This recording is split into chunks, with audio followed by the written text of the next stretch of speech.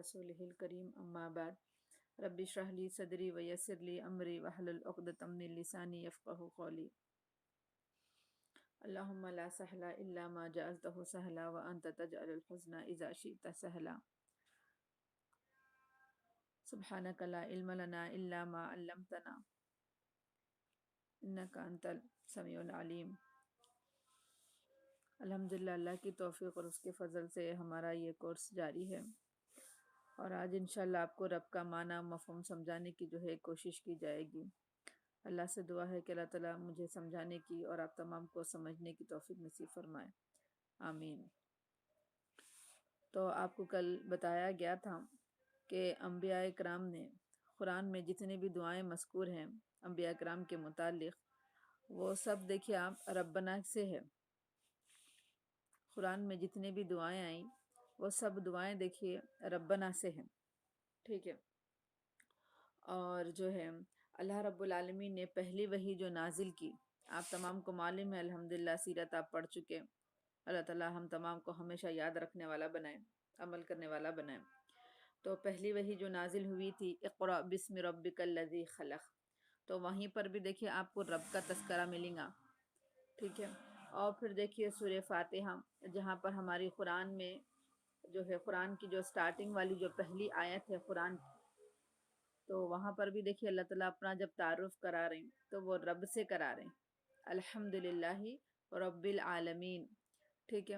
اور ویسے ہی قرآن کا اینڈ دیکھیے سورۃ الناس میں، قل اعوذ برب الناس ملک الناس الہ الناس، ٹھیک ہے، قل اعوذ برب الناس، رب یہاں پر بھی آیا۔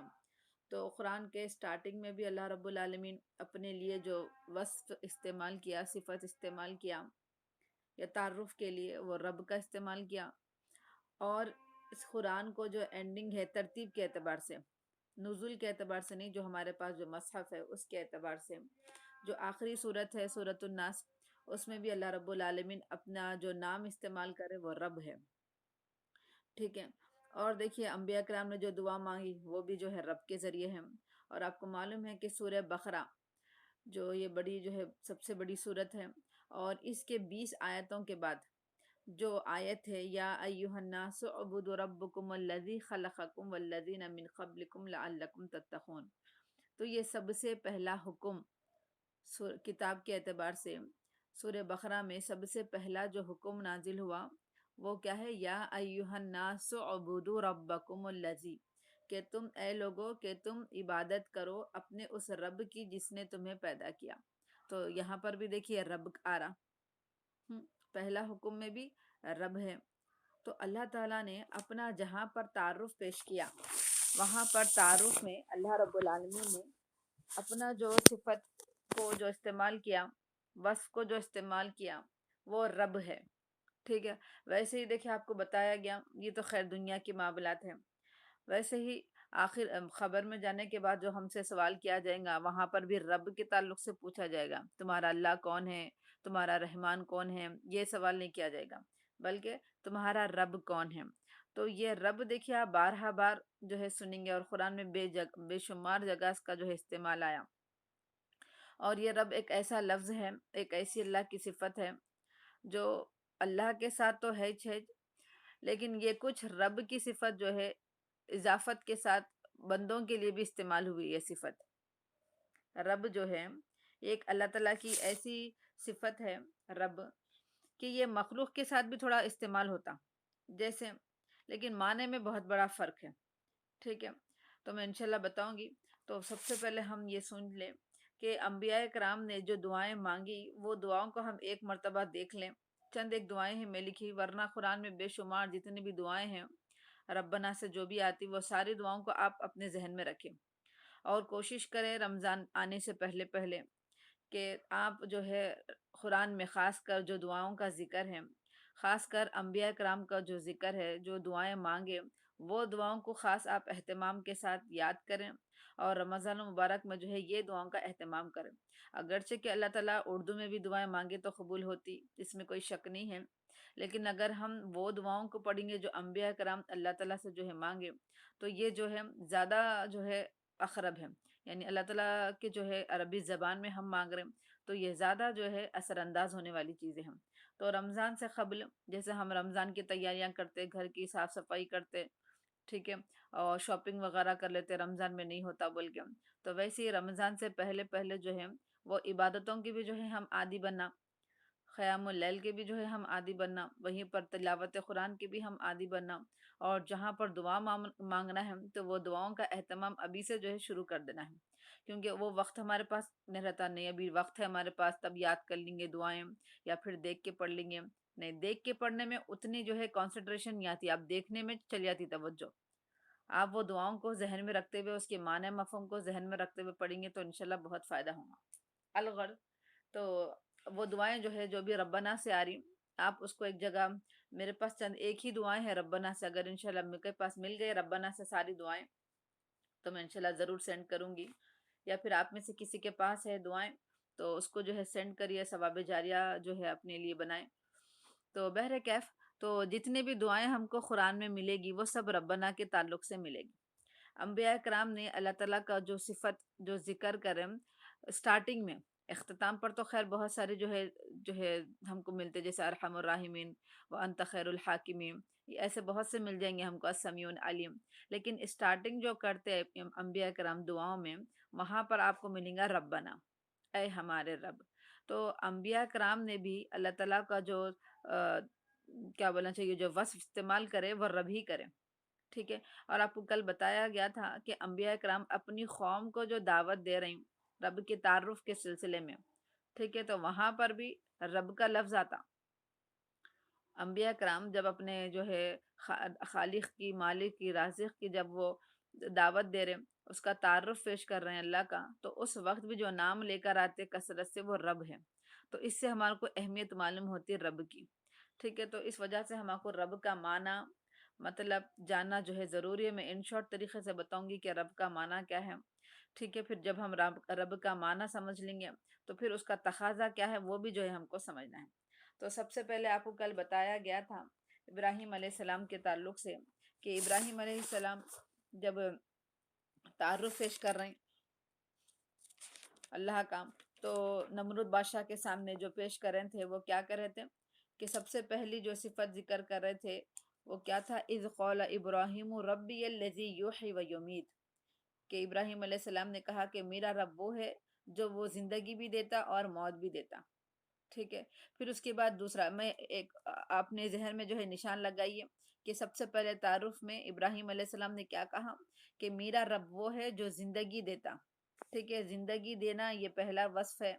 دوسرا اس کی خصوصیت کیا ہے، یمیت، وہ موت دیتا، ٹھیک ہے۔ پھر تیسری صفت جو آپ نے بتایا کہ میرا رب جو ہے سورج سے جو ہے، مشرق سے جو ہے سورج کو نکالتا، میرا رب مشرق سے سورج کو نکالتا، ٹھیک ہے۔ اب ہم اس کے اوپر باری باری جو ہے بات کریں گے۔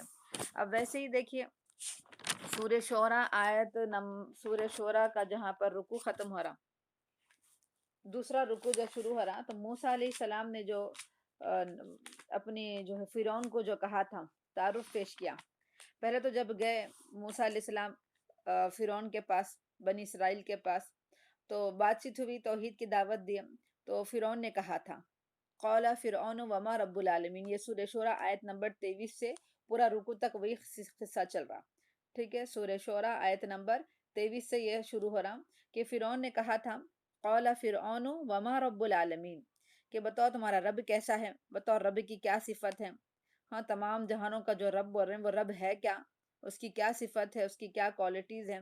تو یہاں پر فرعون پوچھا تھا، تو موسیٰ علیہ السلام نے اللہ رب العالمین کی جو کوالٹیز گنائے، جو صفت گنائے، اس میں کیا گنائے دیکھیے، سب سے پہلے قال رب السماوات والارض وما بینہما، کہ میرا رب کیا ہے، قال موسیٰ علیہ السلام نے کہا کہ زمین اور آسمانوں کا رب ہے۔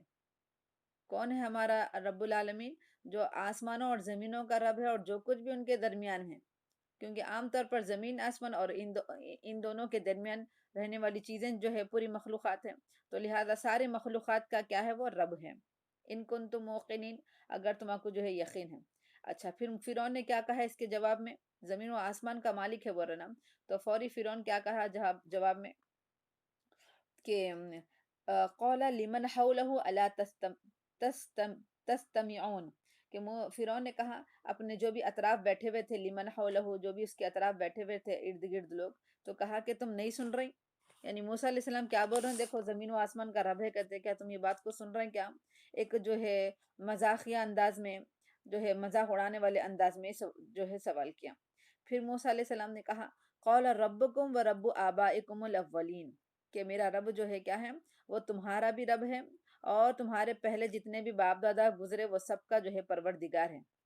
پھر فرعون نے کہا یہ سن کر قال ان رسولکم الذی ارسل الیکم لمجنون، کہ تمہارا یہ جو رسول ہے جس کو بھیجا گیا رسول بنا کر، وہ تو یقیناً نعوذ باللہ دیوانہ ہو گیا۔ تو ایسا کہا۔ پھر اس کے جواب میں موسیٰ علیہ السلام نے کیا کہا؟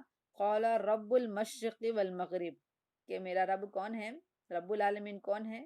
مشرق اور مغرب کا رب ہے۔ تو یہاں پر بھی دیکھیے مشرق اور مغرب کا رب آ رہا، ٹھیک ہے، مشرق اور مغرب کا رب آ رہا۔ اچھا، چوتھی صفت کیا یہاں پر موسیٰ علیہ السلام نے جو پہلی صفت کہا تھا رب السماوات والارض، ٹھیک ہے، وما بینہما، پھر اس کے بعد کیا کہا؟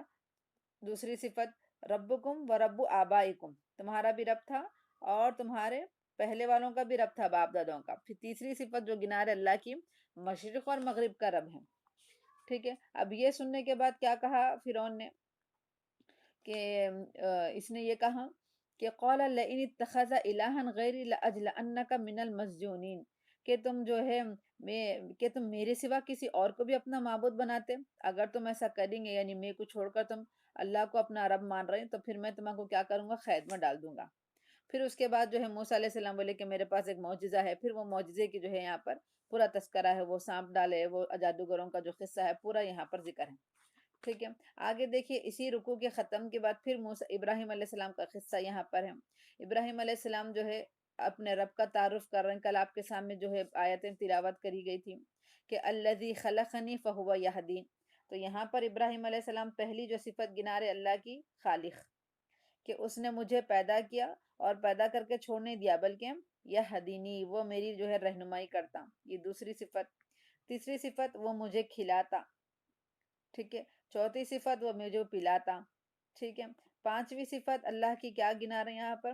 میں بیمار ہوا تو شفا بھی میرے کو انہوں دے رہے ہیں، ٹھیک ہے، بیمار ہوا تو وہ مجھے شفا دے رہے ہیں، اور وہ مجھے زندگی اور موت وہی دے رہا، زندگی اور موت وہی دے رہا۔ تو یہاں پر دیکھیں موسیٰ علیہ السلام، ابراہیم علیہ السلام نے یہ کہا، ٹھیک ہے۔ اور جو ہے اللہ تعالیٰ نے سورہ اخلاص میں اللہ کے رسول صلی اللہ علیہ وسلم کو بولے کہ تم میرا تعارف ایسا کرو۔ تو ہم صرف یہ انبیاء کا تذکرہ کریں گے آج۔ ابراہیم علیہ السلام اور موسیٰ علیہ السلام، ان دونوں نے اپنی قوم کو اپنا رب کا جو تعارف پیش کیا، اس میں سملر باتیں کیا کیا ہے کہ اللہ تعالیٰ زندگی دیتا، اللہ ہی موت دیتا، اللہ ہی زمین و آسمان کا مالک ہے، وہی مشرق اور مغرب کا مالک ہے، یہ وہی کھلاتا ہے، وہی پلاتا ہے، ٹھیک ہے۔ ان دونوں کے ان دو تین آیتوں پر ایک دو تین رکوع کا اگر ہم جو ہے دیکھیں گے تو اس میں سملر یہی باتیں ملیں گی ہم آپ کو۔ تو اب ہم تھوڑا سا غور کریں گے ایک منٹ، ٹھیک ہے، کہ میرا رب وہ ہے جو مجھے زندگی دیتا ہے اور وہ مجھے موت دیتا ہے۔ تو معلوم یہ ہوا کہ رب جو ہے زندگی اور موت دینے والی جو ذات ہے، اس کو وہ جو ہے رب کہلانے کا مستحق ہے۔ دیکھیے اب ہم اس کو سمجھیں گے، یحیی و یمیت، وہ زندگی بھی دیتا ہے، وہ یمیت، اور وہ مجھے موت بھی دیتا ہے۔ تو جب نمرود کے سامنے کہا تھا تو نمرود نے کیا کہا تھا، آپ کے سامنے کل بات رکھ دی گئی۔ تو دیکھیے اللہ رب العالمین کیسا زندگی دیتا اور کیسا موت دیتا، اس کو ہم تھوڑا سا سمجھیں گے۔ مثال کے طور پر دیکھیے اللہ رب العالمین نے زندگی دی تو کیسی زندگی دی؟ جیسے مثال کے طور پر عزیر علیہ السلام، جو ہے بعض لوگوں نے کہا کہ یہ واقعہ عزیر علیہ السلام کے تعلق سے ہے۔ یہ واقعے کے بعد چند ہی واقعے تھوڑی دیر کے بعد جو ہے ان کا ذکر ہے عزیر علیہ السلام کا 3 پارے میں۔ وہ بتاتے ہیں کہ ایک ایسی جگہ سے ان کا گزر ہوا جہاں پر جو ہے وہ غیر آباد بستی تھی، بالکل جو ہے برباد تھی، کچھ بھی ایسا نہیں سمجھ میں آ رہا تھا کہ کئی سالوں کے بعد بھی یہاں پر لوگ آئیں گے کیا۔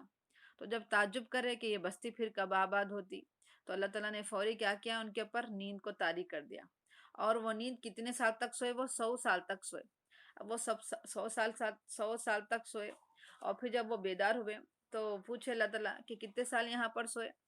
تو بولے کہ میں کچھ ہی دیر سویا، یا پھر دن کا کچھ ایک حصہ سویا ہوں گا، یا پھر ایک دن سویا ہوں گا۔ اللہ تعالیٰ فرمائے کہ تم اپنے کھانوں کی طرف دیکھو جو تم لے کر آئے تھے توشہ، اور پھر اپنے ساتھ جو جانور لائے تھے گدھا اس کی طرف بھی دیکھ لو. پھر بعد میں بتایا گیا کہ تم ایک دن یا ایک دن کا کچھ حصہ نہیں سوئے بلکہ 100 سال سوئے. ہم، تو دیکھیے اللہ تعالیٰ دیکھیے سلا کے بھی اللہ تعالیٰ نے آپ کو زندگی دی. بتانا میں یہ چاہ رہی ہوں کہ اللہ رب العالمین 100 سال سلا کے بھی جو ہے ان کو زندگی دی. ویسے ہی اصحاب الکہف کا واقعہ 360 وہاں پر جو ہے اب اصحاب الکہف کا واقعہ آپ کو معلوم ہوگا جو ہم بارہ بار جو ہے سورہ کہف میں پڑھتے کہ یہ لوگ اپنے دین کو بچانے کے لیے اپنے ایمان کو بچانے کے لیے انہوں نے کیا کیا تھا، ایک غار میں جا کر جو ہے چھپ گئے تھے. اور وہاں پر جانے کے بعد اب وہ تعداد میں جو ہے اختلاف ہے کہ کتنے لوگ جو ہے تھے وہاں پر. ٹھیک ہے، بعض لوگ 3 5 پھر بعض لوگ جو ہے اس میں اختلاف کرتے کہ اتنے اتنے لوگ ہیں. بہرحال ہم کو تعداد سے غرض نہیں ہے. اب یہ لوگ جب جا کر غار میں چھپے تھے تو اللہ تعالیٰ نے ان کے اوپر بھی جو ہے نیند کو طاری کر دیا تھا. زندہ تھے لیکن اللہ تعالیٰ نے کیا کیا ان کے اوپر نیند کو طاری کر دیا. پھر کافی سالوں کے بعد جب اٹھے، اٹھ کے جب دیکھا تو وہ پورا زمانہ ہی گزر گیا تھا. تو اللہ تعالیٰ نے زندگی دیا تو ایسا بھی دیتا اللہ تعالیٰ زندگی. ٹھیک ہے، یہ ہم کو سمجھنا چاہیے. اور پھر اللہ تعالیٰ موت بھی دیتا. اور آپ کو معلوم ہے اللہ کے رسول صلی اللہ علیہ وسلم کی ایک روایت ہے جس میں اللہ کے رسول نے فرمایا کہ تم میں سے ہر انسان کا جو ہے رزق اس کو ویسے ہی ملے گا جیسا کہ اس کا جو ہے مرنے کا وقت جو متعین ہے. جس کو اس کو وقت اگر آ گیا تو پھر وہ وقت ایک لمحہ نہ آگے بڑھ سکتا اور نہ ہی ایک لمحہ جو ہے پیچھے ہٹ سکتا. تو موت کا وقت بھی جو ہے مقرر ہے. لیکن اللہ رب العالمین نے ان دو واقعات سے ہم کو معلوم ہوتا کہ اللہ تعالیٰ نے زندگی دینے والی ذات اللہ ہی کی ہے. ٹھیک ہے، اور موت دینے والی ذات بھی جو ہے اللہ ہی کی ہے. تو یہ دونوں چیزوں پر ہمارا یقین رہنا. اب دیکھیے اللہ کے رسول صلی اللہ علیہ وسلم کی زندگی کو ہم نے پڑھا، آپ کو بتایا گیا ہجرت کا واقعے کو. کفار مشرکین آپ کو جو ہے کیسا جو ہے قتل کے در پہ ہو گئے تھے. یہ لوگ پوری پلاننگ کر لیے تھے کہ اللہ کے رسول صلی اللہ علیہ وسلم کو ماریں گے.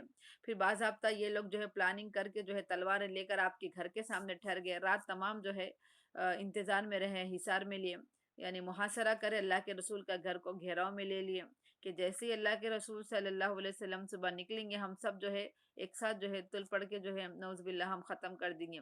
یہ سب پلاننگ کرے مارنے کی. لیکن ہوا کیا؟ جو اللہ نے چاہا. تو معلوم کیا ہوا اس واقعے سے؟ ویسی ہجرت کا بات کا بھی واقعہ لیجیے.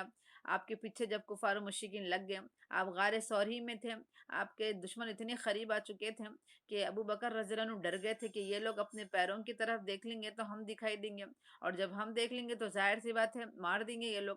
کیونکہ کفار مشرکین یہ اعلان کر چکے تھے کہ نبی کریم صلی اللہ علیہ وسلم کو اور ابو بکر رضی اللہ عنہ کو زندہ یا مردہ جو بھی لائیں گے ہم ان کو جو ہے اتنا جو ہے انعام دیں گے.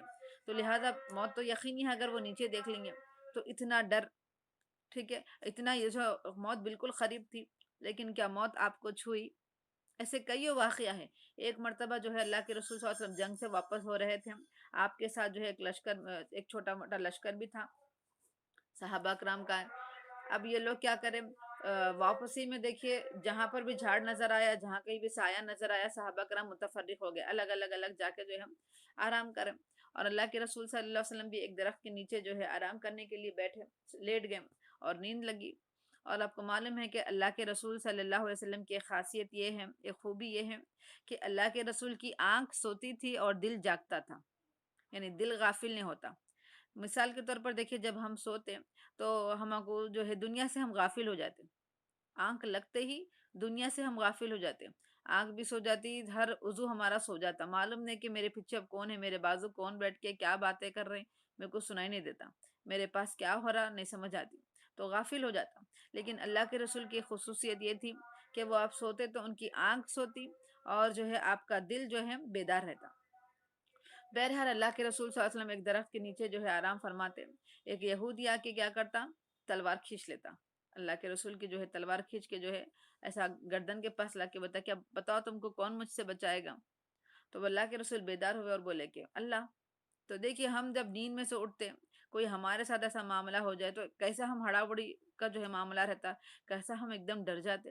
اب یہ اللہ کے رسول صلی اللہ علیہ وسلم تھے، ان کی زندگی دیکھیے پورے اطمینان، کیسا اللہ کے اوپر توکل، بولے کہ اللہ تعالیٰ میرے کو بچائے گا.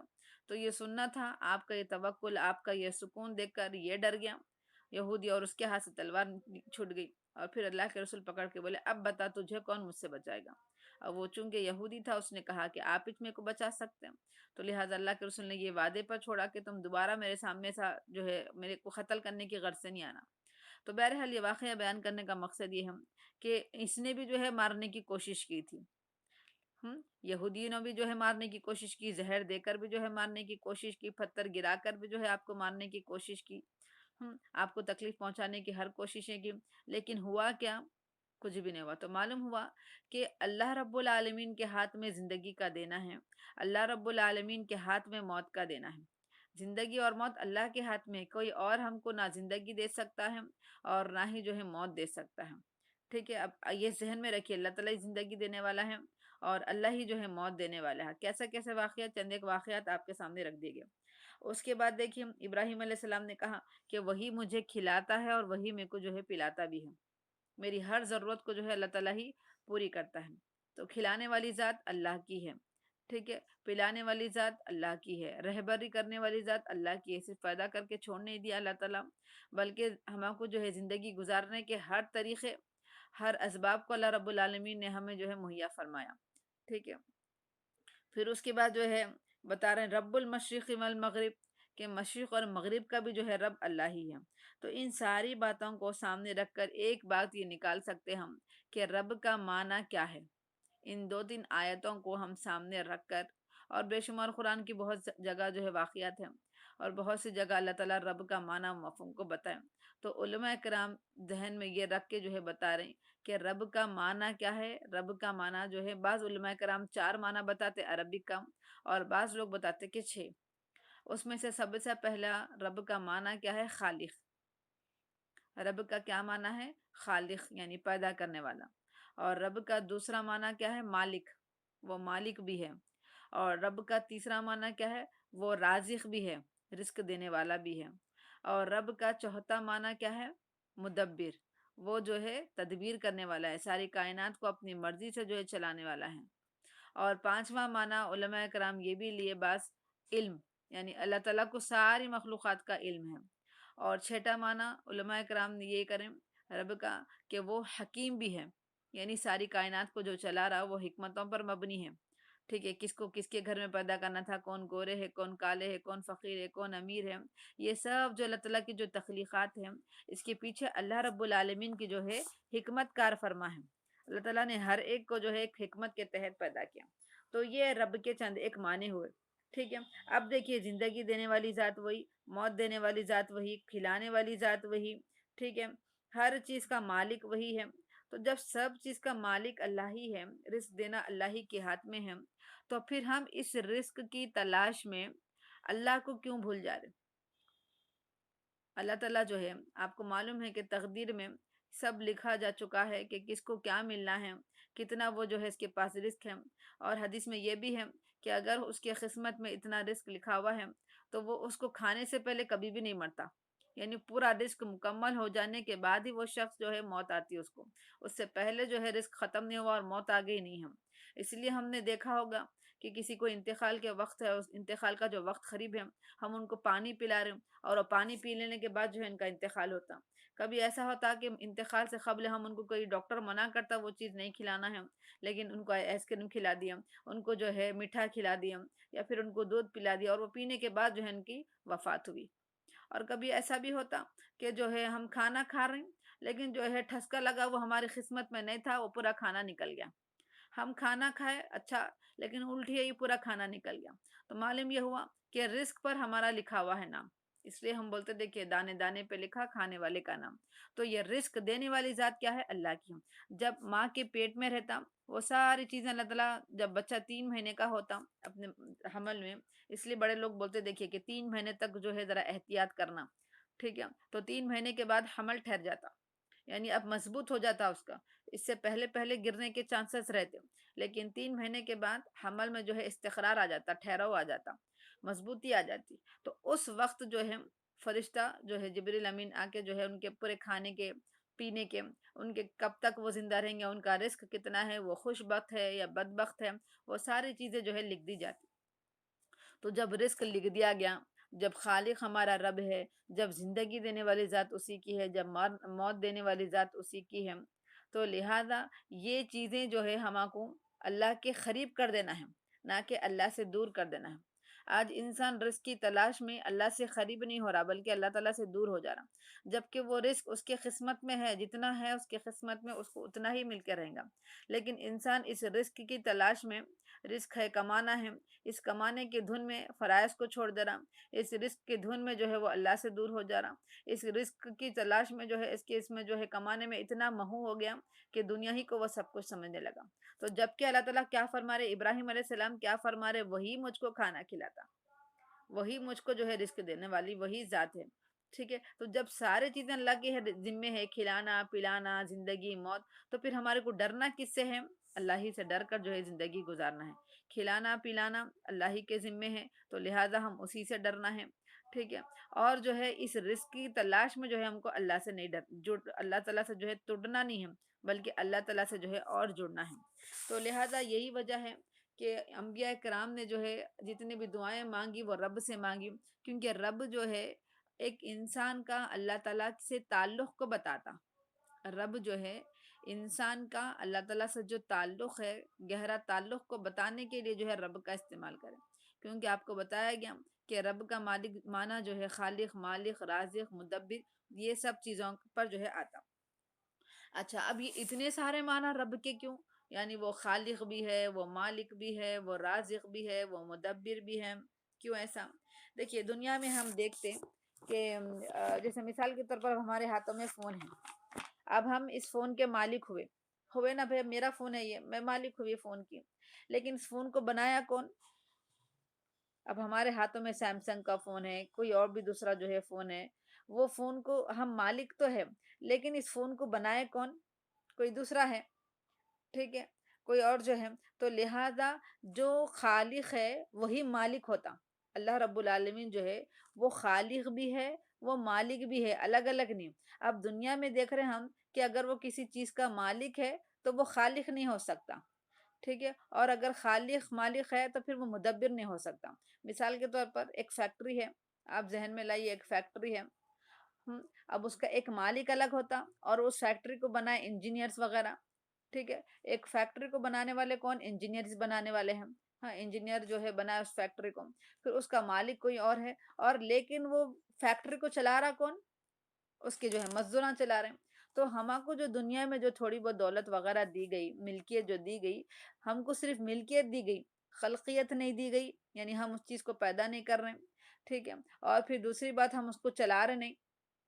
تو ایک فیکٹری کو ہم ذہن میں رکھیے کہ ایک فیکٹری کا خالق کوئی اور ہے، یعنی بنانے والا کوئی اور ہے، اور پھر اس کو چلانے والا کوئی اور ہے، اور جو ہے اس کا مالک حقیقت میں کوئی اور ہے، اور مزدوراں جو ہے اس کو چلا رہے ہیں۔ تو ایک فیکٹری دیکھیے، تینوں مختلف الگ لوگ ہیں، لیکن اللہ رب العالمین اس سارے کائنات کا تنہا مالک بھی وہی ہے، خالق بھی وہی ہے، رازق بھی وہی ہے، اور سارے معاملات کو جو ہے چلانے والا بھی وہی ہے۔ اسی بات کو اللہ رب العالمین سورہ سجدہ آیت نمبر 35 میں ارشاد فرما رہے ہیں، یدبر الامر من السماء الى الارض۔ اللہ تعالیٰ کیا فرما رہے ہیں؟ یدبر الامر من السماء الى الارض، کہ وہ جو ہے تمام معاملات کی جو ہے تدبیر اللہ تعالیٰ کر رہے ہیں، ٹھیک ہے، آسمان سے لے کے زمین تک، یا زمین سے لے کے آسمان تک، سارے معاملات جو ہے اللہ رب العالمین جو ہے تدبیر کر رہے ہیں۔ تو معلوم کیا ہوا کہ رب کے لیے سب سے پہلے ضروری یہ ہے کہ وہ خالق ہوں، وہ ہر چیز کا جو ہے پیدا کرنے والا ہوں۔ اب دنیا میں ہم دیکھ رہے ہیں کہ ہم انسان ایک فون کو بنایا، تو وہ فون کو بنایا نہیں، وہ ایجاد کیا۔ ہم کیا بولتے؟ ایجاد کیا بولتے، خلق کیا بلکہ نہیں بولتے، پیدا کیا مطلب اس کو ایجاد کیا بولتے ہیں۔ ایک فون نے جو ہے جیسے کیا ہے نام، گرام برہل جو فون کو جو ایجاد کیا تھا، انہیں ایجاد کیا تھا، فون کو پیدا نہیں کیا تھا۔ تو دنیا میں جتنے بھی جو ہے نئے نئے چیزاں جو آ رہے ہیں ہمارے سامنے، وہ ایجادات بولیں گے اس کو ہم، پیدائش نہیں بولیں گے ہم۔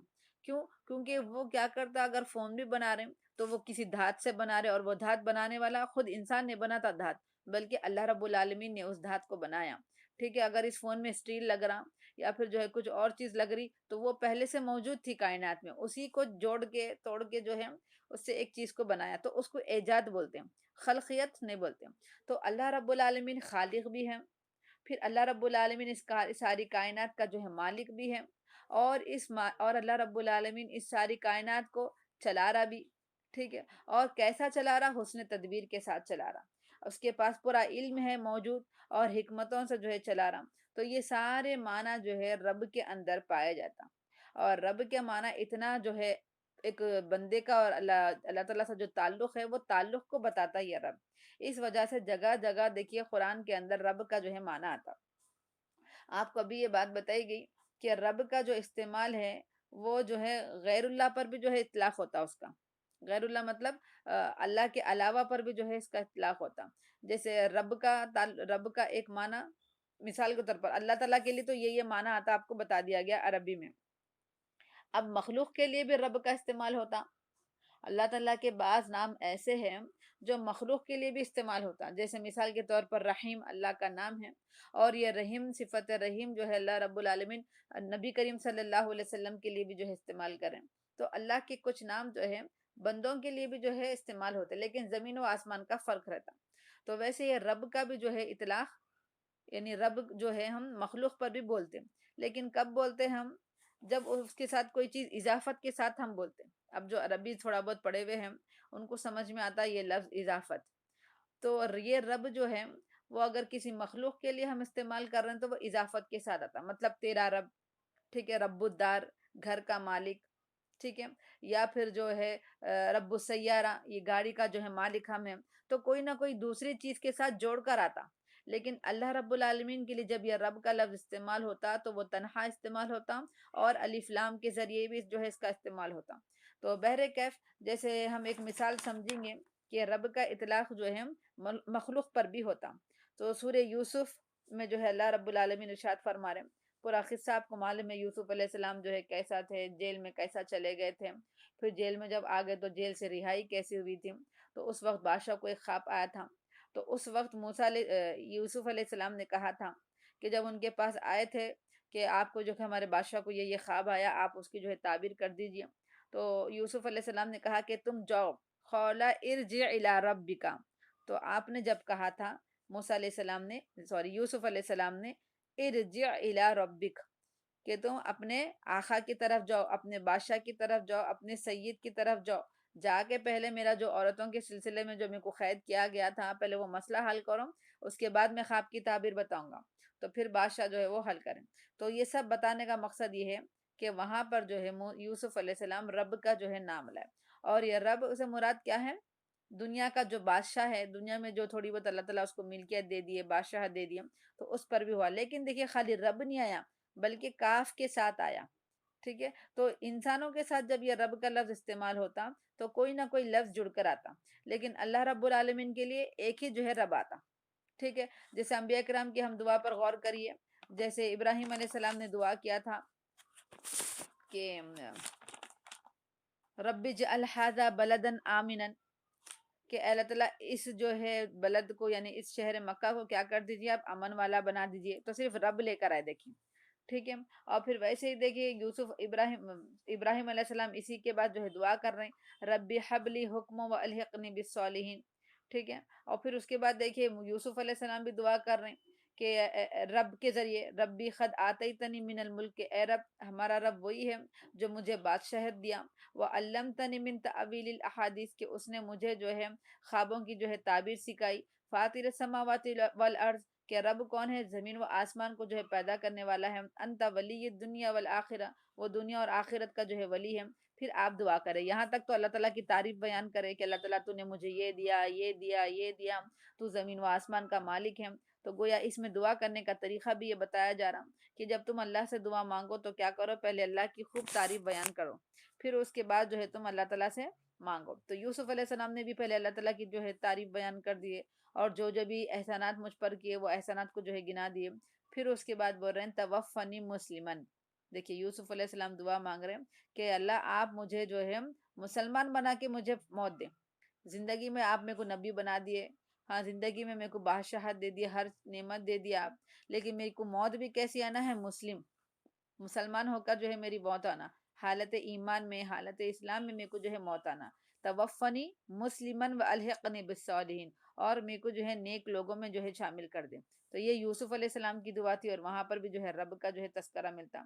ویسے ہی ایوب علیہ السلام دیکھیے، ربی انی مسنی الضر، بیماری میں جو ہے آپ نے یہ دعا مانگے کہ اللہ تعالیٰ میرے کو تو بیماری خاری آ کے چھوئی، دیکھیے انبیاء کرام کی دعاؤں کو انشاءاللہ ہم کبھی بتائیں گے، کہ انشاءاللہ رکھنے کا ارادہ ہے رمضان کے بعد کورس، کہ انبیاء کرام کی دعاؤں کے پیچھے لوگ کیا کیا مانگ رہے تھے، کیا کیا مقصد تھے، یا ذکر و اذکار کے جو بھی لوگ کے طور طریقے تھے اس میں کیا کیا حکمتیں تھیں انشاءاللہ۔ تو دیکھیے یونس ایوب علیہ السلام جو دعا مانگے، ربی انی مسنی الضر، کہ میں کو جو ہے بیماری چھوئی، تکلیف جو ہے خالی آ کے چھوئی، جبکہ آپ کو بتایا گیا، آپ کو معلوم ہے کہ ایوب علیہ السلام کو جو ہے 18 سال تک آپ بیمار رہے، 18 سال تک وہ بیمار رہے، اور ایسی بیماری تھی کہ آپ اٹھنے پھرنے چلنے کی بھی جو ہے قابل نہیں تھے، آپ کو آپ کی قوم والوں نے جو ہے دور کر دیا تھا، آپ جنگل میں جو ہے جا کر رہنے لگے، اتنی سخت تکلیف اور اتنی سالوں کی تھی، تو بھی کیا بولنے آپ کی بیماری چھوئی، اور وہاں پر لفظ استعمال کر رہے رب۔ اور پھر دیکھیے آگے اللہ کے رسول صلی اللہ علیہ وسلم دعا مانگ رہے ہیں ربی زدنی علما، تو وہاں پر بھی دیکھیے صرف رب بول رہے ہیں کہ ربی زدنی علما، کہ اللہ تعالیٰ میرے علم میں جو ہے اور زیادتی دے دے، یعنی علم کی زیادتی کی جو ہے دعا کر رہے ہیں۔ تو بہرحال الغرض یہ آج کے بولنے کا پورا مقصد یہ تھا کہ انبیاء کرام نے جو ہے اللہ تعالیٰ سے جو دعائیں مانگی اس میں جو ہے رب کا جو ہے تذکرہ کریں، اور رب کے جو ہے معنی یہ بتایا گیا کہ رب کا معنی جو ہے خالق، مالک، رازق اور مدبر ہے، اور بعض علماء کرام اس چار معنی کے علاوہ علیم اور حکیم بھی بتاتے، وہ کیوں بتاتے آپ کے سامنے رکھ دے گی۔ چلیے اب ہم آگے بڑھتے ہیں، کہ کہ انشاءاللہ پھر ہمارا کل کا موضوع رہیں گا انشاءاللہ کہ رب تمام خزانوں کا مالک اللہ ہے، سارے خزانوں کا مالک اللہ ہے، اور اسی میں آپ کو بتایا جائے گا کہ کائنات پہ غور و فکر کے سلسلے میں، کہ جو رنگ ہے ہم کو جو دکھائی دیتے رنگ، جو 12 رنگ ہے یا 12 سے زیادہ جو رنگ ہے رب العالمین کی۔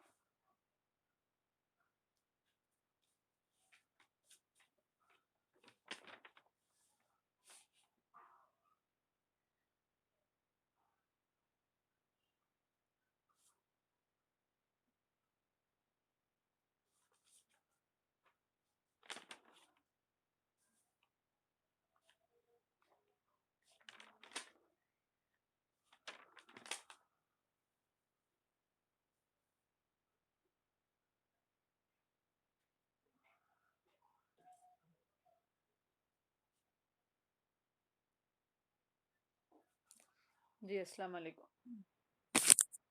تو رب کا معنی آپ کو بتایا گیا کہ کیا کیا جو ہے آتے اس کے اندر، ایک معنی پہ تھوڑا سا ہم 1-2 منٹ غور کر کے جو ہے ہم آگے جو ہے بڑھیں گے، کہ رب کا جیسا کہ آپ کو معنی بتایا گیا، مالک تو آپ کو سمجھ میں آ گیا کہ زمین و آسمان کی ہر چیز جو ہے اللہ کی ملکیت میں ہے، خالق بھی آپ کو سمجھ میں آ گیا کہ کائنات کا ہر ذرہ اللہ تعالیٰ کی جو ہے مخلوق ہے، اللہ تعالیٰ کی جو ہے پیدائش ہے، اللہ تعالیٰ کی جو ہے خلقیت میں ہے۔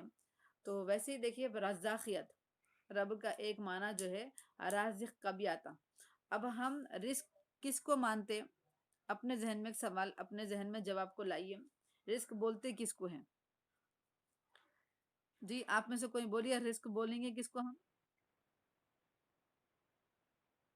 جی کھانا پینا، یہ ہم عام طور پر سمجھتے ہیں، لیکن قرآن میں ہر طرح کے،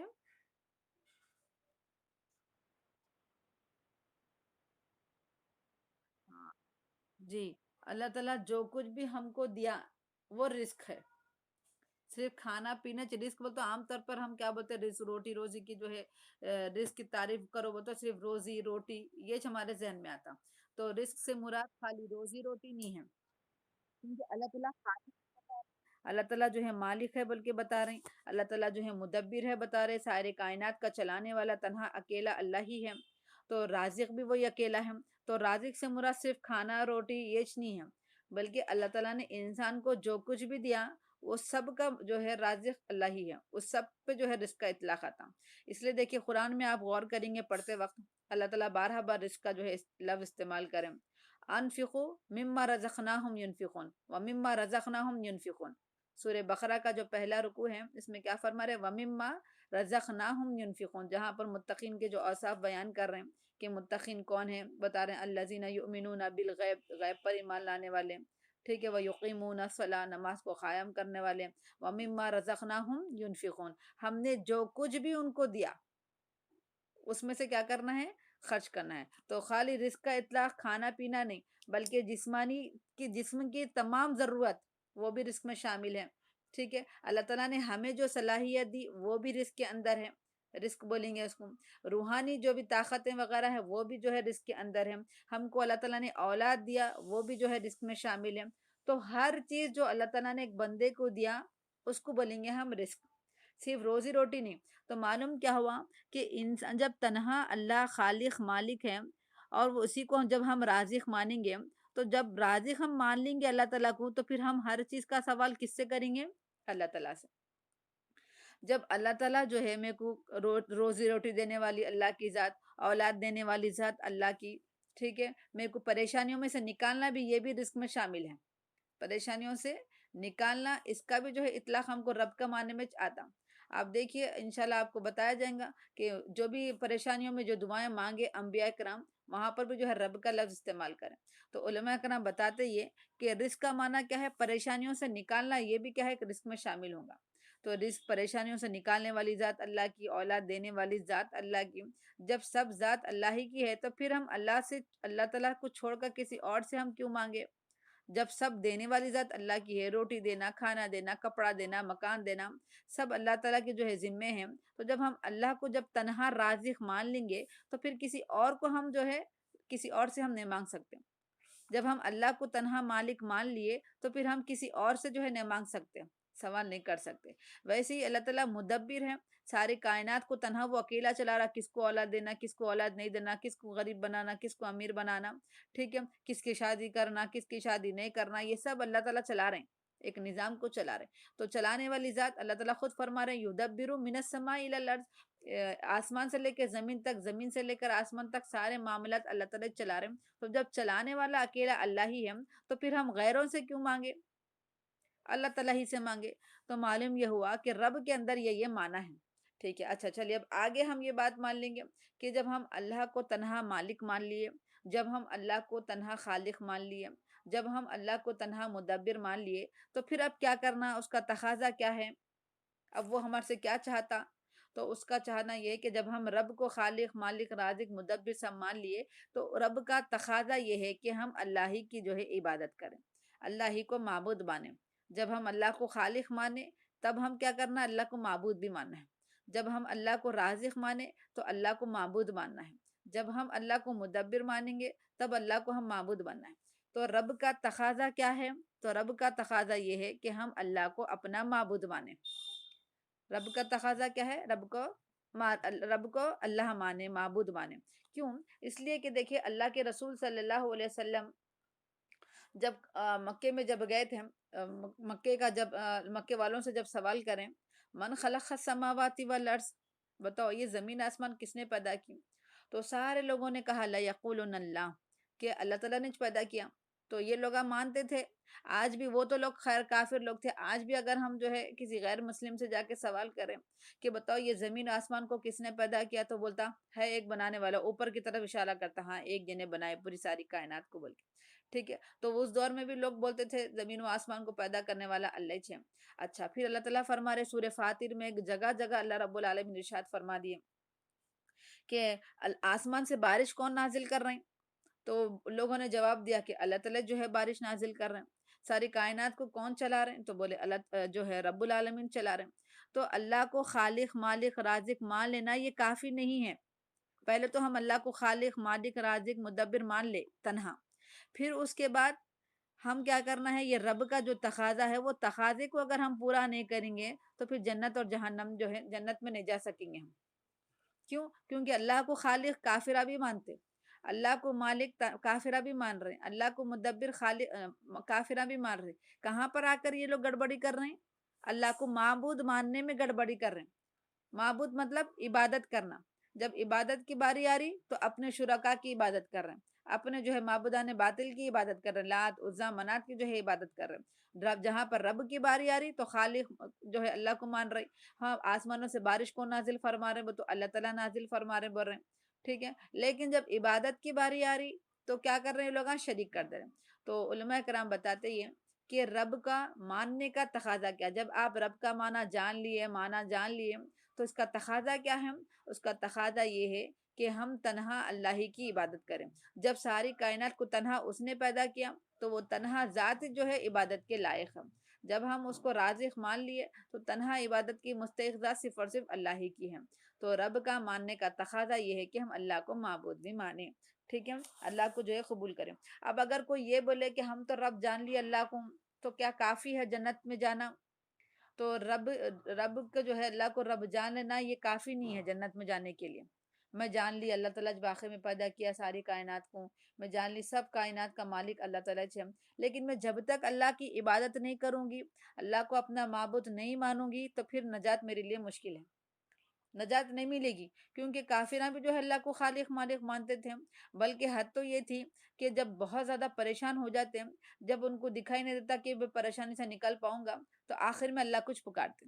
اللہ تعالیٰ قرآن میں مثال دے رہے ہیں کہ جب یہ کشتی میں سفر کرتے، حضرت اکرمہ رضی اللہ عنہ کی جو ہے شان نزول ہے کہ حضرت اکرمہ جب اسلام قبول نہیں کیے فتح مکہ کے موقع پر، یہ اب اللہ کے رسول جب فتح مکہ کر لیے، مکے کو فتح کر لی، تو یہ بھاگ گئے تھے حضرت اکرمہ رضی اللہ عنہ، اور جہاں پر گئے تو سمندر میں بیٹھ گئے، سمندر میں جو ہے کشتی پر سوار ہو گئے، اور کشتی میں بیٹھنے کے بعد جو ہے راستے میں ہوا یہ آزمائش کے طور پر کہ کشتی جو ہے بھور میں آ گئی، ٹھیک ہے۔ اب کشتی میں طوفان آ گیا ادھر، اب جو ہے سارے لوگ ہلاک ہونے میں ہیں، تو سب لوگ کیا کر رہے ہیں؟ اللہ کو چھوڑ، یعنی اپنے اپنے معبودوں کو چھوڑ کر اللہ کچھ پکار رہے ہیں، اللہ تعالیٰ تجھ ہم کو نکال سکتا ہی ہے۔ تو حضرت اکرمہ پریشان کہ میں جس سے کے لیے ڈر کے یعنی سب چھوڑ چھاڑ کر ادھر آیا، یہاں پر بھی لوگ اللہ ہی کو پکار رہے ہیں۔ تو پھر جب آپ نے یہ کہا تھا کہ اگر میں یہ کشتی سے بچ جاؤں گا، یہ پریشانی سے بچ جاؤں گا، تو پھر میں جو ہے اسلام ڈالوں گا۔ تو معلوم ہوا یہ کہ جب یہ لوگ ہم مصیبت میں بہت سخت گرفتار ہوتے، جب اپنے لات عزا منات جب کوئی بھی ان کی مدد نہیں کرتا، تو پھر آخر میں اللہ تعالیٰ کے پاس آتے۔ تو کیوں آتے آخر کے پاس اللہ کے پاس؟ کیونکہ معلوم ہے کہ اللہ تعالیٰ جو ہے دعائیں سننے والا ہے۔ تو لہٰذا خالی اللہ کو ہم خالق مالک رازق مان لیں گے تو بات نہیں چلتی، جنت میں نہیں جا سکتے ہم، ٹھیک ہے۔ جب تک ہم اللہ کی اکیلے عبادت نہیں کریں گے تب تک ہم جنت میں نہیں جائیں گے۔ کیوں؟ کیونکہ مکے کے جتنے بھی مشرکین تھے وہ اللہ کو خالق مالک سب مانتے تھے، یہ لوگ کہاں پر آ کے گڑبڑی کرتے تھے؟ عبادت میں آ کر۔ تو لہٰذا ہم اللہ کو جو ہے اللہ کو خالق مالک مانتے ہوئے اللہ کی اگر ہم تنہا اکیلے عبادت کریں گے اللہ کی، تو پھر جو ہے ہم انشاءاللہ کامیاب ہوں گے۔ تو اسی کو ہم بولیں گے توحید ربوبیت اور توحید الوہیت۔ آپ کو معلوم ہے کہ توحید کی جو ہے 3 قسمیں ہیں۔ توحید مطلب اللہ کو ایک ماننا، پھر توحید کی جو ہے 3 قسمیں علماء کرام بتاتے ہیں، ایک ہے توحید ربوبیت، اور دوسرا ہے توحید الوہیت، اور تیسرا ہے توحید اسماء و صفات۔ کوئی انسان اگر توحید ربوبیت کا قائل ہو گیا، یعنی اللہ کو مان لیا خالق مالک، تو تب بھی جو ہے اس کی نجات ناممکن ہے جب تک کہ وہ توحید الوہیت کا اقرار نہ کر لے، یعنی اللہ کو معبود بھی تسلیم کر لے۔ جب اللہ کو معبود تسلیم کر لیں گا تنہا، تو تب جا کے اس کی کامیابی ہوں گی۔ تو زمانے جاہلیت کے جتنے بھی لوگ تھے وہ اللہ کو معبود نہیں مانتے تھے تنہا، اسی لیے تو انہوں نے کہا تھا کہ یہ سارے معبودوں کو چھوڑ کر ہم ایک اللہ کو کیسا مانیں گے، کہ ایک اللہ کیسا ہو سکتا؟ نہیں نہیں، یہ ایک اللہ نہیں ہوں گا، بلکہ جو ہے بہت سے ہمارے پاس جو ہے الہ ہے۔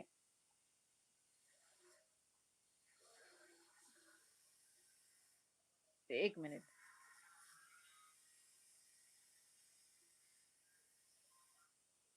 یہ لوگ بولتے تھے کہ جو ہے ہم جو ہے اجعل الالہۃ الہ واحد، کہ ہم یہ سارے معبودوں کو چھوڑ کر ایک معبود کو کیسا بنا لے؟ نہیں بھائی، ہر ایک کا الگ الگ ہے۔ تو یہاں عبادت میں آ کے انہوں نے گڑبڑ کی۔ تو معلوم یہ ہوا کہ ہم توحید ربوبیت کے اقرار کے ساتھ ساتھ توحید الوہیت کا ہونا بھی ضروری ہے۔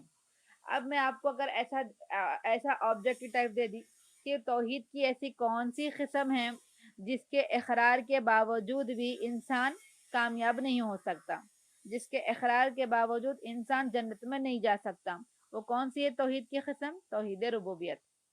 یا پھر میں سوال کو ایسا بنا دوں کہ وہ کون سی توحید کی قسم ہے جس کے اقرار کے بعد ہی انسان جنت میں جا سکتا، تو وہ ہے توحید الوہیت۔ ٹھیک ہے، تو بہرحال توحید ربوبیت اور توحید الوہیت کا جو ہے سمجھنا ضروری ہے۔ کوئی توحید ربوبیت کا اقرار کر بھی لے تب بھی وہ کامیاب نہیں ہے جب تک کہ وہ توحید الوہیت کا اقرار نہ کر لے، جب تک یہ نہ کہہ لے کہ ساری کائنات کا مالک بھی اللہ ہے اور عبادت کا مستحق جو ہے صرف اور صرف اللہ ہی کی ذات ہے۔ چلیے آپ کو یہ بتا دیا گیا، توحید کا معنی رب کا معنی بتا دیا گیا، اور رب کا تقاضا بتا دیا گیا۔ رب کا تقاضا یہ بتایا گیا کہ تنہا اللہ ہی کی عبادت کی جائے۔ ٹھیک ہے، اور پھر اب آئیے اب یہ سب اب تک ہم نے کیا کیا سیکھا؟ ہاں، رب کا تعارف، پہلے تو ہم رب کی معرفت کیوں ضروری ہے ہم نے وہ سیکھا۔ ٹھیک ہے، پھر اللہ تعالیٰ نے اپنا تعارف سورہ اخلاص میں کیسا کیا، آیت الکرسی میں کس طریقے سے کیا، انبیاء کرام نے اللہ کا تعارف کیسا پیش کیا، وہ الحمدللہ ہم سیکھیں۔ ٹھیک ہے، اب ہم اگر رب کی معرفت جاننا چاہ رہے ہیں، رب کو جاننا چاہ رہے ہیں ہم، تو کیسا جانیں گے؟ ہم اللہ تعالیٰ کو جو ہے جاننا چاہ رہے ہیں کہ اللہ رب العالمین ہے کیسا، اپنی ذات کے اعتبار سے، صفت کے اعتبار سے ہے کیسا، تو پھر اس کے لیے کیا کرنا ہے؟ دو چیزوں کا جاننا ضروری ہے۔ اگر ہم چاہ رہے ہیں کہ ہم کو جو ہے اپنے رب کی معرفت حاصل ہو جائے، ہم کچھ نہ کچھ اللہ کے بارے میں جان لیں، کچھ جانکاری حاصل کر لیں، تو علماء کرام دو طریقے بتائیں جس کی وجہ سے اللہ کی معرفت حاصل ہوتی۔ کیا کیا ہے وہ دو طریقے؟ ایک ہے اسماء الحسنہ کا علم۔ ایک کیا ہے؟ اسماء الحسنہ کا علم، یعنی اللہ تعالیٰ کے جو ہے ناموں کا جو ہے ہمارے کو علم ہونا چاہیے۔ وہ علیم ہے تو کیسا ہے، وہ رحیم ہے تو کیسا ہے، وہ قہار ہے تو کیسا ہے۔ ٹھیک ہے، یہ ہمارے کو علم ہونا ضروری ہے۔ جب ہم اللہ کے اسماء الحسنہ کو جانیں گے، اس کے صفات کا اگر ہمارے کو علم ہوگا، اس کے معنی مطلب کو ہم کو جو ہے جانیں گے، اس کے مفہوم کو ہم سمجھیں گے، تو پھر کیا ہوگا؟ ہم کو اللہ کی جو ہے اللہ کا تعارف ہم کو حاصل ہوگا۔ تو یہ ایک ہے۔ ٹھیک ہے، اللہ کا تعارف کیسا حاصل ہوگا؟ اسماء الحسنہ کو جاننے سے، یہ ایک ہے۔ اور علماء کرام نے دوسرا طریقہ یہ بتایا کہ اللہ رب العالمین کی کائنات میں غور و فکر کرنے سے، اللہ کی کائنات میں غور و فکر کرنے سے ہمارے کو جو ہے اللہ کی جو ہے معرفت ہم کو حاصل ہوتی۔ اب یہ اسماء الحسنہ کا چیپٹر بہت بڑا ہے، اسماء الحسنہ کا چیپٹر بہت بڑا ہے۔ اب اللہ تعالیٰ کے نامہ کتنے ہیں، وہ ناموں کے اندر کتنے ثبوتی ہے، کتنے سلبی ہے، ٹھیک ہے، کیسا ہم جو ہے اللہ کو جانیں گے، اس میں بڑی تفصیل ہے۔ تو انشاءاللہ ہم اس کورس میں اللہ کے اسماء الحسنہ کو نہیں لائیں گے، ٹھیک ہے، کیونکہ بھی ہمارا کورس ختم ہونے شاید ہو سکتا ہے 8-10 دن باقی ہیں، تو لہٰذا یہ 8-10 دن کے اندر میں یہ اسماء الحسنہ کو گھیراؤ نہیں کر سکتی۔ تو لہٰذا اس کورس کو ہم انشاءاللہ نیکسٹ کورس میں الگ سے جو ہے اس کو شمار کریں گے۔ وہ کورس کا نام ہی ہوگا اسماء الحسنہ کا، ٹھیک ہے، اس کورس کا نام ہوگا اسماء الحسنہ۔ ابھی جو دوسرا ہے ہمارے پاس کائنات میں غور و فکر، انشاءاللہ اب جتنے بھی دن باقی ہے، 2-4 دن جتنے بھی دن باقی ہیں، ہم انشاءاللہ اس میں جو ہے کائنات میں غور و فکر سیکھیں گے، کیونکہ اللہ رب العالمین نے وما خلقت ھذا باطلا کہ ہم اللہ تعالیٰ جو ہے یہ ساری کائنات کو ایسے ہی باطل بیکار نہیں بنایا اللہ تعالیٰ، ابس پیدا نہیں کی اللہ تعالیٰ۔ ہم اس کائنات کو جو ہے اللہ تعالیٰ فرما رہے ہیں کہ ہم اس کائنات کو جو ہے ابس نہیں پیدا کرے، بیکار پیدا نہیں کرے۔ تو کیا حکمت ہے یہ کائنات کو پیدا کرنے کی، ٹھیک ہے، اور یہ کائنات کیوں پیدا کرے، کیا ہے، انشاءاللہ یہ ہمارا جو ہے موضوع رہے گا، ٹھیک ہے۔ اب اس موضوع کو سمجھنے سے پہلے، یعنی کائنات پہ غور و فکر کرنے سے پہلے یہ جان لیں ہم ایک چند منٹ میں، ورنہ علماء کرام تو اس موضوع کو بہت گہرا، بہت جو ہے پھیلا کے بیان کریں کہ اللہ رب العالمین کی معرفت اگر ہم کو حاصل ہو جائے تو کیا فائدہ ہوگا ہمارے کو۔ ایک تو اللہ کا تعارف حاصل ہوگا، اور جب اللہ کا تعارف حاصل ہو جائے گا تو ایک بندے کے دل میں کیا کیفیت پیدا ہوتی۔ تو علماء کرام بتاتے ہیں کہ اللہ کی معرفت حاصل ہونے سے بندے کے دل میں اللہ کی محبت پیدا ہوتی، اور بندے کے دل میں جو ہے اللہ کا ڈر پیدا ہوتا، اور بندے کے دل میں جو ہے اللہ سے جو ہے امید پیدا ہوتی، ٹھیک ہے، ایک امید پیدا ہوتی ہے، خوف پیدا ہوتا، اور ایک جو ہے محبت پیدا ہوتی۔ اور آپ کو معلوم ہونا چاہیے یہی تینوں چیزیں، محبت، امید اور خوف، یہ عبادت کے ارکان ہیں۔ آپ کو بتایا گیا تھا شاید غالباً سیرت کی کلاس میں کہ عبادت کی یہ ارکان ہیں، محبت، خوف اور امید۔ اگر عبادت کے اندر یہ تینوں چیزیں نہیں ہیں، محبت بھی نہیں ہے، امید بھی نہیں ہے، خوف بھی نہیں ہے، بس بیزارگی کو کر لے رہے ہیں، روٹین کی طرح کر لے رہے ہیں ہم، تو وہ عبادت قابل قبول نہیں۔ آپ جو بھی عبادت کر رہے ہیں تھوڑا ہی کر رہے ہیں، لیکن اس کے اندر محبت رہنا اللہ تعالیٰ سے، یا پھر آپ ڈر کے کرنا ہے اللہ تعالیٰ سے کہیں اللہ تعالیٰ ناراض نہ ہو جائے، یا پھر اس امید کے ساتھ کرنا ہے۔ ان تینوں میں سے اگر ایک بھی چیز نہیں پائی جا رہی، میں نماز پڑھ رہی ہوں میرے کو ڈر نہیں ہے اللہ کا، میں نماز پڑھ رہی ہوں اللہ تعالیٰ سے امید نہیں ہے، میں نماز پڑھ رہی ہوں لیکن جو ہے اللہ تعالیٰ کی محبت میں آ کے نہیں پڑھ رہی ہوں، بس سر سے اتارنے کے لیے، ایک بوجھ اتارنے کے لیے میں جو ہے ادا کر رہی ہوں، تو پھر وہ عبادت جو ہے قابل قبول نہیں ہوگی، اس عبادت کا پھر جو ہے مزہ نہیں آئے گا۔ ٹھیک ہے، تو لہٰذا جو ہے یہ جب ہم اللہ کی معرفت حاصل کر لیں گے، چاہے وہ اسماء الحسنہ کے ذریعے، چاہے کائنات کے ذریعے، تو سب سے پہلا جو بندے کے دل میں جو ہے اللہ رب العالمین کے تعلق سے محبت پیدا ہو جاتی، اور ایسی محبت پیدا ہوتی کہ اللہ تعالیٰ قرآن میں فرما رہے والذین اشد حبا للہ، کہ ایمان والے تو وہ لوگ ہیں جو اللہ تعالیٰ سے شدید محبت کرتے، سخت قسم کی جو ہے محبت کرتے۔ ٹھیک ہے، تو ویسی محبت ہمارے دلوں میں جو ہے پیدا ہوگی کب؟ جب ہم اللہ کو جان لیں۔ پھر خوف بھی جو ہے اللہ کا جو ہے ہمارے دلوں میں پیدا ہوتا، وہ کسی اور سے نہیں ڈریں گا بلکہ جو ہے اللہ رب العالمین سے ہی جو ہے ڈریں گا۔ ٹھیک ہے، اور تیسرا فائدہ کیا بتاتے علماء کرام؟ میں مختصر بتا رہی ہوں یہ چیزیں، ورنہ چونکہ ٹائم بہت کم ہے ہمارے پاس، لیکن یہی چیز علماء کرام معرفت کے حاصل ہونے والے فائدے کے تعلق سے بہت پھیلا کے جو ہے بیان کریں۔ ٹھیک ہے، تو محبت پیدا ہوتی، ڈر پیدا ہوتا، اور تیسرا اللہ کی امید ہمارے دلوں میں جو ہے پیدا ہوتی۔ ٹھیک ہے، اور چوتھا فائدہ بتاتے یہ کہ اللہ کی ذات پر ہمارے کو توکل پیدا ہوتا، یعنی ہمارے کو بھروسہ رہتا ہے کہ اللہ تعالیٰ جو بھی کر رہا نا اس میں میرے لیے بھلائی ہے۔ کوئی چیز گم رہی تب بھی اس کے ذہن میں آتا کہ یہ چیز میرے سے گمنا جو ہے بہتر ہے۔ اللہ تعالیٰ کوئی چیز آزما رہے ہیں تب بھی اس کو اطمینان رہتا کہ نہیں، میرے کو اللہ پہ بھروسہ ہے، میں انشاءاللہ ناکام نہیں ہوں گی، اللہ تعالیٰ جو بھی کر رہے ہیں میرے لیے اچھے کے لیے کر رہے ہیں۔ تو یہ کب ہوگا؟ جب وہ اللہ کو جو ہے جان لیں گا، اللہ کا تعارف اس کو حاصل ہو جائے گا، تو وہ اللہ کی ذات پر مکمل بھروسہ کرے گا۔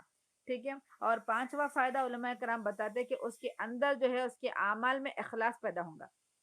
جب اللہ کا تعارف اس کو حاصل ہو جائے گا تو وہ کسی اور کے لیے عمل نہیں کرے گا۔ جیسے آج ہم دیکھ رہے ہیں کہ آج دیکھیے ہم لوگوں کو خوش کرنے کے لیے بہت سے کام کرتے ہیں، لوگوں کو خوش کرنے کے لیے بہت سے اعمال کر رہے ہیں ہم، باسا اوقات تو جو ہے اعمال بھی کر رہے ہیں، اور اعمال کے پیچھے نیت جو ہے ان کو راضی کرنے کے لیے ہے۔ ٹھیک ہے، تو جب ہم چاہ رہے ہیں کہ ہمارے اندر اخلاص آ جائے، ہمارے اعمال کے اندر اخلاص آ جائے، تو اس کے لیے یہ ہے اللہ کی معرفت۔ جب اللہ کی معرفت حاصل ہو جائیں گی تو پانچواں فائدہ ہمارے کو جو حاصل ہوگا وہ اخلاص، اور آپ کو معلوم ہے کہ اخلاص کے بغیر عمل قبول نہیں ہوتا۔ عمل کی قبولیت کے لیے سب سے پہلی شرط اخلاص ہے، اور وہ اخلاص حاصل ہوتا اللہ کی معرفت سے۔ تو اللہ سے امید ہے، اللہ تعالیٰ سے دعا بھی ہے کہ اللہ تعالیٰ یہ 5 فائدے مجھے حاصل ہو جائے، مجھے اور آپ کو جو ہے حاصل ہو جائے۔ اللہ سے میں بے پناہ محبت کرنے لگوں، اللہ سے جو ہے دل میں اللہ تعالیٰ کا ڈر جو ہے میرے دل میں بھی پیدا کر دے، ہمارے دل میں پیدا کر دے، اور اللہ تعالیٰ سے ہماری آپ کی جو ہے امیدیں وابستہ ہو جائیں، اور اللہ ہی کی ذات پر میرا اور آپ کا جو ہے بھروسہ اللہ ہی کی ذات پر آ جائے، اور پھر ہمارے اعمال میں جو ہے اخلاص پیدا ہو جائے۔ تو یہ 5 فائدے حاصل ہونا ہے ہم کو اللہ کی معرفت سے۔ ٹھیک ہے، اب تک تو ہم مختصر جو ہے اللہ کا تعارف سیکھیں۔ ٹھیک ہے، اب انشاءاللہ اب ہم یہ سیکھیں گے کہ کائنات پہ غور و فکر کیوں کرنا ہے، اور کائنات پہ غور و فکر کیسا کرنا ہے۔ قرآن میں دیکھیے کائنات پہ غور و فکر کے تعلق سے بہت سی جو ہے آیتیں ہم کو مل جاتی، اور یہ ہم جو پڑھیں گے انشاءاللہ کائنات پہ اگر ہم غور و فکر کر رہے ہیں تو اپنی جو ہے نفس کو خوش کرنے کے لیے یا ٹائم پاس کے لیے ہم اٹھا کے آسمان کی طرف دیکھ لیے، ایسا نہیں، بلکہ ہم جو یہ غور و فکر کریں گے یہ اللہ کا حکم ہے بلکہ کرنا ہے۔ کائنات پہ جو غور و فکر ہے یا سیر و سیاحت جو ہم کر رہے ہیں، سیر و سفری کر رہے ہیں، ہم باہر چار رہے ہیں، پھر رہے ہیں، ہاں کائنات میں جو ہے ہم سفر کر رہے ہیں، تو یہ نیت سے کرنا ہے کہ یہ اللہ رب العالمین کا حکم ہے۔ قرآن میں جگہ جگہ آپ پڑھیں گے انشاءاللہ، قُلْ سِیرُوا فِی الْأَرْضِ قُلْ سِیرُوا فِی الْأَرْضِ فَانظُرُوا کَیْفَ بَدَأَ الْخَلْقَ ثُمَّ اللَّهُ يُنشِئُ النَّشْأَةَ الْآخِرَةَ۔ کئی جگہ آپ یہ پڑھیں گے قُلْ فَسِیرُوا فِی الْأَرْضِ کَیْفَ فَانظُرُوا کَیْفَ کَانَ عَاقِبَةُ الْمُکَذِّبِینَ، کہ تم جو ہے زمین پر چل کے پھر کے دیکھو، غور و فکر کرو کہ اللہ تعالیٰ کیسا جو ہے جھٹلانے والوں کا جو ہے انجام کیا۔ تو یہ آیت جو ہے سیروا فی الارض، سیروا فی الارض، آپ قرآن میں کئی مرتبہ جو ہے پڑھے ہوں گے۔ ٹھیک ہے، آپ کو یاد آیا ہوگا کہ اللہ تعالیٰ جو ہے قرآن میں کئی مرتبہ بول رہے ہیں کہ زمین پر چلو پھرو، کئی کو چلو پھرو بول رہے ہیں، غور و فکر کرو بول رہے ہیں۔ سورہ غاشیہ دیکھیے، میں مختصر بولوں گی، انشاءاللہ کل سے ہمارا ٹاپک شروع ہوگا کائنات پہ غور و فکر کرنا۔ انشاءاللہ کل سے جو ہے کائنات پہ غور و فکر کرنے سے انشاءاللہ ہمارے ایمان میں مضبوطی آتی، اللہ کا جہاں پر تعارف حاصل ہوتا وہیں پر جو ہے مضبوطی آتی، انشاءاللہ کل میں دلیل کے ساتھ بتاؤں گی۔ ٹھیک ہے، مختصراً ابراہیم علیہ السلام چاند کو دیکھے، سورج کو دیکھے، ٹھیک ہے، یہ میرا رب ہو سکتا ہے، یہ میرا رب ہو سکتا ہے، آخر میں بولے کہ یہ نہیں بلکہ اس کا پیدا کرنے والا میرا رب ہے۔ ٹھیک ہے، تو کیوں غور و فکر کرے، غور و فکر کرنے کا کیا فائدہ حاصل ہوا آپ کو، وہ انشاءاللہ کل کی کلاس میں آپ کو بتایا جائے گا۔ اور کل جو کلاس رہیں گی انشاءاللہ 3:30 بجے کے بعد رہیں گی۔ کل جمعہ ہے کیونکہ لاسٹ ویک ایک کلاس نہیں ہوئی تھی، تو لہٰذا کل جمعہ ہے اور کل 3:30 سے انشاءاللہ ہماری کلاس رہیں گی۔ انشاءاللہ العزیز ہم غور کریں گے اللہ تعالیٰ کی جو ہے کائنات پر۔ ٹھیک ہے، تو کیا کیا ہے اللہ تعالیٰ کی مخلوقات میں، اللہ تعالیٰ کی جانوروں میں کیا ہے، وہ انشاءاللہ ہم کریں گے۔ جیسے سورہ غاشیہ ہم ہر جمعہ کو پڑھتے، تلاوت کرتے۔ ٹھیک ہے، ہم اگر نماز جماعت کے ساتھ پڑھ رہے ہیں تو امام صاحب ہر جمعہ کے دن سورہ غاشیہ کو پڑھ رہے ہیں، تو کیوں پڑھ رہے ہیں، کیا ہم انشاءاللہ ہم سے آپ جڑے رہیے 8 دن تک، انشاءاللہ کلاسز بڑی اہم رہیں گی تاکہ ہم کو معلوم ہونا کہ اس کے پیچھے کیا کیا حکمتیں ہیں۔ ٹھیک ہے، اسی پر میں اپنی کلاس کو ختم کر رہی ہوں اور اللہ تعالیٰ سے دعا کر رہی ہوں کہ اللہ تعالیٰ ہم تمام کو اپنے مقصد میں جو ہے کامیابی عطا فرمائے۔ اللہ تعالیٰ ہم تمام کو اپنا جو ہے مقرب بندہ بنا دے۔ اللہ تعالیٰ ہم تمام کو اپنا جو ہے تعارف حاصل کرنے والا بنا دے اور اس تعارف کے بعد محبت کرنے والا بنا دے، اللہ تعالیٰ سے ڈرنے والا بنا دے، ہماری ساری امیدیں اللہ تعالیٰ سے جو ہے وابستہ کر دیں۔ وآخر دعوانا ان الحمد للہ رب العالمین۔ دعا پڑھ لیجئے، سبحانک اللہم وبحمدک ونشہد ان لا الہ الا انت نستغفرک ونتوب الیک۔ السلام علیکم ورحمۃ اللہ وبرکاتہ۔ وعلیکم السلام۔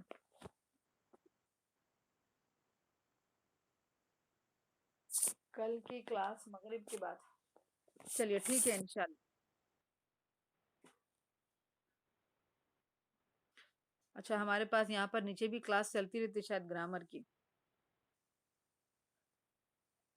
خود سے ہاں ہاں چلیے ٹھیک ہے، خود سے باجی انشاءاللہ مغرب کے بعد رکھ لیں گے کلاس۔ وہی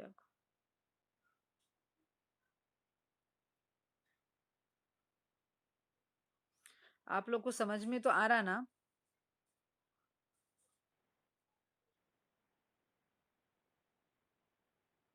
آپ لوگ نوٹس بنا رہے ہیں آپ لوگ؟ جی جی چلیے باجی۔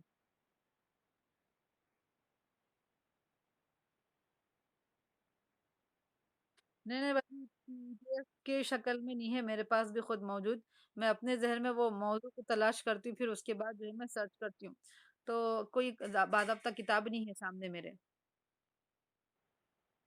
جی، وعلیکم السلام۔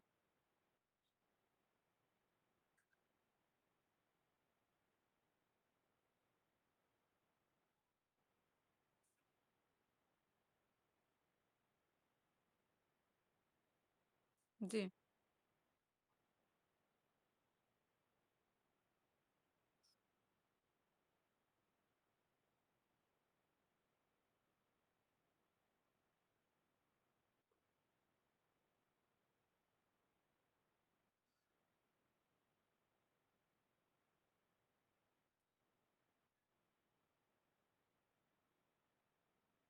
میں انشاءاللہ ہمارا جو ہے نیکسٹ جو کورس رہیں گا وہ انبیاء کرام کے قصص، وہ واقعات رہیں گے، کیونکہ رمضان آنے والا ہے، ابھی 2 مہینے باقی ہے رمضان کو، تو رمضان کی تیاری ہم اس شکل میں بھی کر سکتے ہیں، کیونکہ قرآن میں جگہ جگہ جو ہے انبیاء کرام کا تذکرہ ہے، تو ہم کو معلوم ہوگا چند ایک واقعہ، جیسے ابراہیم علیہ السلام کا معلوم ہے، موسیٰ علیہ السلام کا معلوم ہے، آدم علیہ السلام کا، لیکن اس واقعات کے ہمارے لیے کیا اسباق ہے، کیا ہے، وہ انشاءاللہ ہم کورس رکھنے والے ہی ہیں انشاءاللہ، یہ کورس ختم ہونے کے بعد قصص الانبیاء ما حکم و علل ایک جو ہے کورس میں رکھوں گی انشاءاللہ العزیز، تو اس میں ساری تفصیلات آپ کو بتائی جائے گی۔ اب مختصراً یہ کہ تمام انبیاء کرام کو جو ہے علیہ السلام ہم بولتے ہیں، اور اللہ کے رسول صلی اللہ علیہ وسلم کو محمد صلی اللہ علیہ وسلم بولتے ہیں۔ ٹھیک ہے، تو کیوں بولتے ہیں؟ ایک تو ہم تو نہیں، رسول تو ہم سب کو نہیں، آپ جو ہے ہم کو چونکہ عربی نہیں معلوم ہے نا، اس وجہ سے آپ تھوڑا سا بے چینی ہوئی۔ رسول اللہ کا مطلب کیا ہے؟ اللہ کا رسول، اللہ کا پیغمبر۔ اب تمام جیسے نوح علیہ السلام بھی رسول اللہ ہے، اللہ کا رسول ہے، اب ہم رسول اللہ اس لیے بولتے ہیں کیونکہ دیکھیے اللہ رب العالمین بھی نبی کریم صلی اللہ علیہ وسلم کا نام قرآن میں ذکر نہیں کرے، جیسے موسیٰ کا ذکر آ رہا بار بار، عیسیٰ کا بار بار ذکر آ رہا، یحییٰ علیہ السلام کا ذکر آ رہا، جی محمد صلی اللہ علیہ وسلم کا ذکر نہیں آ رہا، شاید میں سیرت میں بتائی ہوں یا نہیں بتائی یاد نہیں ہے، لیکن جو ہے پوری قرآن میں مخاطب تو محمد صلی اللہ علیہ وسلم ہی ہے، لیکن اللہ تعالیٰ جو ہے احتراماً بولیے یا پھر آپ کی جو ہے عزت کرانا مقصود تھا، وہاں پر اللہ تعالیٰ نے جو ہے صرف 4 یا 5 مرتبہ اللہ کا نام، اللہ کے رسول کا نام آیا، ٹھیک ہے، محمد نام 4 مرتبہ آیا اور احمد نام جو ہے ایک ہی مرتبہ آیا، باقی کے اللہ تعالیٰ خود یا ایھا النبی یا ایھا الرسول ایسے ہی جو ہے خطاب کرے، تو اس وجہ سے ہم لوگ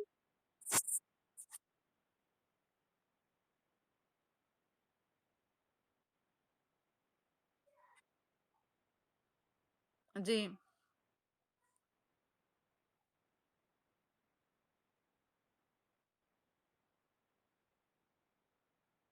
ہاں، رسول کا مطلب ہر نبی جتنے بھی آئے، موسیٰ علیہ السلام بھی اللہ جو ہے اللہ کے رسول ہے، نوح علیہ السلام بھی اللہ کے رسول کے ہیں، لیکن ہم عام طور پر محمد صلی اللہ علیہ وسلم کو رسول اللہ اس لیے بولتے ہیں کیونکہ بار بار نام آتا محمد صلی اللہ علیہ وسلم کا، اور جب بار بار محمد صلی اللہ علیہ وسلم کا نام آیا تو پھر درود پڑھنا واجب ہو جاتا، اس لیے آپ کتابوں میں بھی دیکھیے محمد جب نام آ گیا تو پھر درود پڑھنا واجب ہو گیا، اب اس کے بجائے میں نبی کا منصب کو یاد کر رہی ہوں رسول اللہ یا نبی اللہ بول رہی ہیں یا نبی صلی اللہ علیہ وسلم بول رہی ہوں، تو پھر اب درود پڑھنا واجب نہیں ہوتا، پڑھ لیے کوئی مشکل نہیں، آپ کو ثواب مل جاتا، لیکن واجب نہیں ہوتا، اس لیے علماء کرام جو ہے اللہ کے رسول کا نام کا ذکر نہیں کر کے آپ کا جو منصب تھا، آپ کا جو مقام و مرتبہ تھا اس کو کرتے ہیں، جیسے ہمارے گھر میں بھی ہوتا دیکھیے، جیسے ابو کا نام ایک ہے لیکن وہ جو ہے حافظ ہے تو ہم ان کو حافظ صاحب بول رہے ہیں، کوئی گھر میں جو ہے امام ہے کسی کے گھر میں تو ہم امام صاحب بول رہے ہیں، نام نہیں بول رہے ہیں، ان کی عزت و احترام کے طور پر، تو ویسے ہی ہم رسول اللہ ان کی عزت و افزائی کر رہے ہیں اور ان کا مقام جو ہے اللہ کا رسول ہے، اللہ کے پیغمبر ہیں، تو اس اعتبار سے ہم رسول اللہ بول رہے ہیں، ورنہ اللہ کے ساتھ ان کا نام ہے، نوز باللہ جو مقام اللہ کا ہے وہ مقام ان کا ہے، یہ مقصد نہیں ہے، یہ ایک عرب کی جو ہے اس کو ہم بولیں گے اضافت، رسول اللہ جیسے کتاب اللہ بولتے ہیں ہم اللہ کی کتاب، تو ویسے یہ ہے رسول اللہ اللہ کا رسول، تو وہ رسول ہے، اور ہم رسول اللہ کہنے کا مقصد یہ ہے کہ آپ کا جو مقام جو مرتبہ ہے بس وہ بتانا ہے، آپ اللہ کے بندے ہیں اور آپ اللہ کے رسول ہیں بس، یہ ہے۔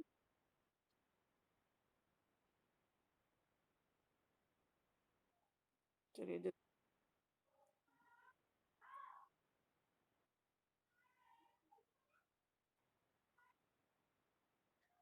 اگر کوئی اردو میں نوٹس بنا رہے ہیں شرمیلا باجی، آپ اگر نوٹس بنا رہے اگر ہیں موجود یہاں پر شرمیلا باجی یا اسفیہ باجی نوٹس بنا رہے ہیں تو آپ ذرا جو ہے گروپ میں شیئر کیجئے، انگلش ہی میں صحیح ڈال دیجئے آپ، انشاءاللہ کوئی اگر اردو میں ہے تو اہم پوائنٹس ڈال دیتے ہیں۔